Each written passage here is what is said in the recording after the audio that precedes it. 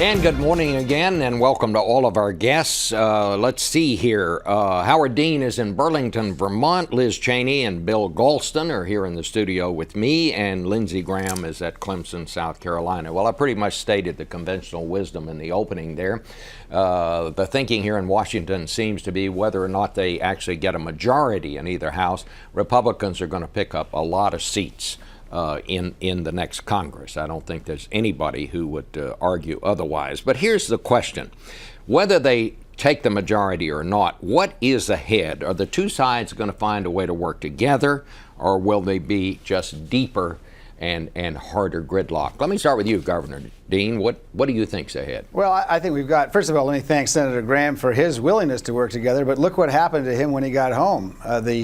The far right of his own party pilloried him. And I think that's a big problem, not just on the right, but all the districts are drawn in more and more partisan ways. So you have very partisan big majorities. Your challenge as a Republican is likely to come from the right, as we've seen this election season, and your challenge as a Democrat is likely to come from the left.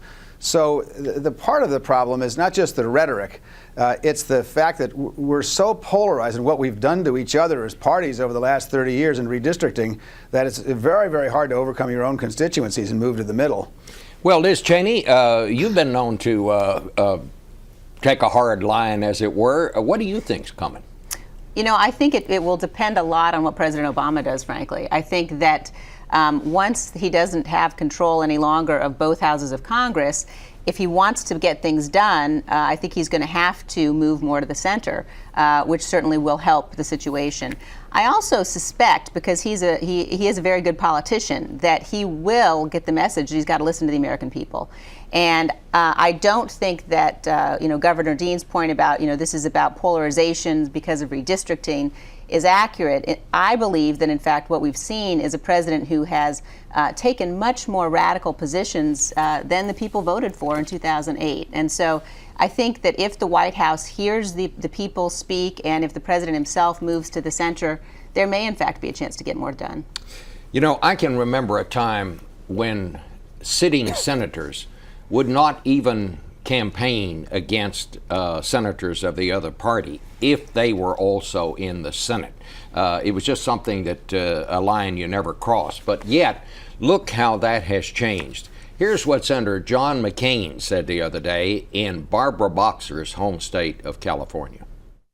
Barbara Boxer is the most bitterly partisan, most anti-defense senator in the United States Senate today. I know that because I've had the unpleasant experience of having to serve with her. Now, Lindsey Graham, you are known as a very close friend of Senator John McCain. You were one of his top advisors during the presidential campaign. What about that? Well, I think John is reacting to an agenda that he thinks has really been overreaching. It is different. The Senate is different now. But to your point about bipartisanship after the election, I predict there'll be a good bit of it. There'll be a bipartisan effort to extend the Bush tax cuts and not let them expire. 2012 and 2014 Democrats in swing states are going to get the message from independent voters to come to the middle. So I think we're going to have some bipartisanship when it comes to replacing the health care bill with a more moderate approach. You'll see some Democrats and Republicans working early on to try to moderate things, as Liz said. But the Senate has changed, no doubt about it. Bill Galston, that is rather unusual to see a senator go to another senator's home state. I guess Bill Frist was probably the first one who did it when he went to campaign against Tom Daschle. Yes, but it's a sign of just how polarized our political party system has become. There's no question about it. The parties are a lot more polarized than they were 30 years ago. The American people aren't as polarized as the parties, but the center of the electorate is weaker, and more people have flocked toward the extremes. That does make cooperation across party lines more difficult. Having said that, I am a bit of an optimist as well. I think there's going to be an early confrontation, particularly if there's a fired up new majority in the House of Representatives with perhaps 80 new representatives beholden in some ways to the Tea Party people. But speaking as a veteran of the Clinton White House, I can tell you that the confrontation comes to an end when one side or another hits a wall, because the American people expect parties who have a share of governing power to be part of the solution and not part of the problem. And we should add, you were in the Clinton White House. You're now at the Brookings Institution, Correct. where you spent a lot of time studying the partisan divide. Indeed, I did. And how it came about. Where is the middle right now in American politics?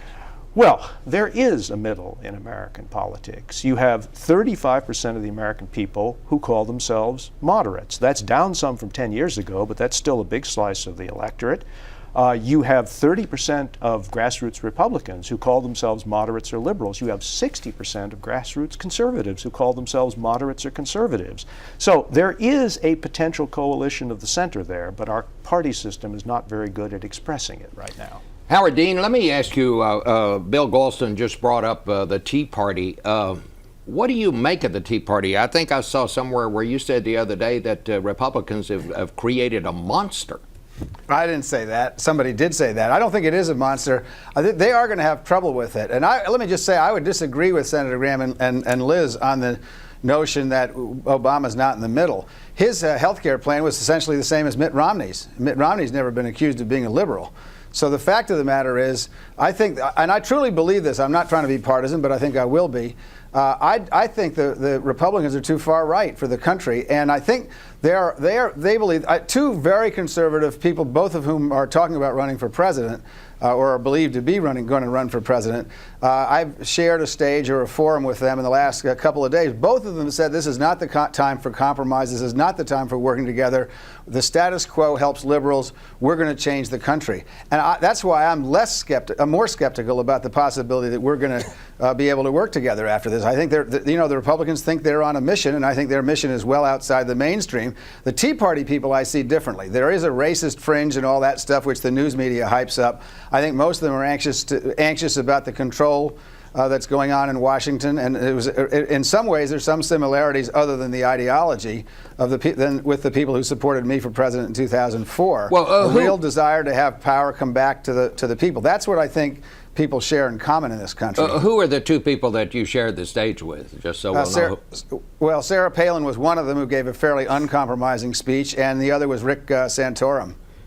Well, Liz, you want to respond to that? Liz Cheney? I mean, I think that this notion that the Tea Parties are too far right is really wishful thinking, or that the Republican Party is somehow on the fringe or the extreme of the American electorate. Again, I think it's wishful thinking. I think that, all you have to do is look at somebody like Marco Rubio, who won the Republican primary in Florida, and when he did, a lot of the pundits said, well, that's great. He won the primary, but he's clearly not going to be able to win the general election. And he now has double-digit lead over Charlie Crist in that election. Crist was supposed to be the moderate Republican who was going to come in and sort of demonstrate that he could capture this supposed mass number of people who are in the center. It's just not the case. What the Tea Party stand for is a set of conservative principles, which are for limited government, low taxes, really individual rights. And, those aren't fringe. I would say those are fundamental American values. So, I understand why Governor Dean may be wanting to try to portray this as fringe, but I'd say, continue to do that, because I think that fringe is going to, in fact, demonstrate to you that they have enough support to have a very big win come Election Day this November. Yeah, but see, I would argue that your own example of Florida shows that the Tea Party are nowhere close to the majority. Rubio's, if he does win, is going to get about 44% of the vote, and Meek and Crist together are going to get 56. So it proves my point. Well, I don't think it proves your point. I think Marco Rubio is a clear conservative candidate, somebody who stands unashamedly in the same way that you talk about Governor Palin for these sets of conservative principles, and he's going to win that Senate race. Now, if you want to portray that as a loss, go ahead, but that's not going to give your party the majority in the Senate. He doesn't represent the majority of Floridians. All right, Lindsey Graham, let me ask you this. The name Sarah Palin has already come up in our discussion this morning. Can you foresee her getting the nomination for the Republican Party in 2012? A lot of people said in the beginning she's just out there as a fundraiser, a celebrity, and so forth.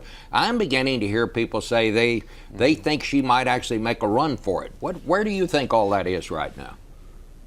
Well, I think she's obviously toying with the idea. Let me tell you, when she came into South Carolina and endorsed Nikki Haley, It took her from 4th place to 1st place. She's had a lot of power in these primaries. People on our side like Sarah. She talks in a way they can understand.